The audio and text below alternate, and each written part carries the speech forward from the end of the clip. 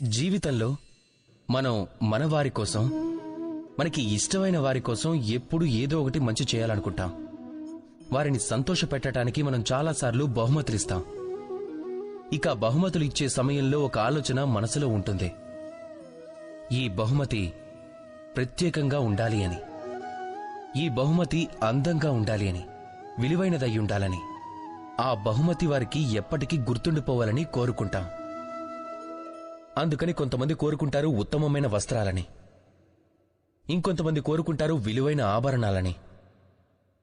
కానీ ఏంటివన్నీ శాశ్వతమా? మిమ్మల్ని మీరే ప్రశ్నించుకోండి. ఎంతటి ఉత్తమ వస్త్రాలైనా ఒక సమయం తర్వాత అవి పాడైపోతాయి, రంగుపోతుంది, చినిగిపోతాయి. ఇక విలువైన ఆభరణాలు కూడా ఎప్పుడో ఒకసారి దొంగిలించబడతాయి. ఎప్పటికీ వారితో ఉండటం అనేది బహుశా సంభవం కాదు.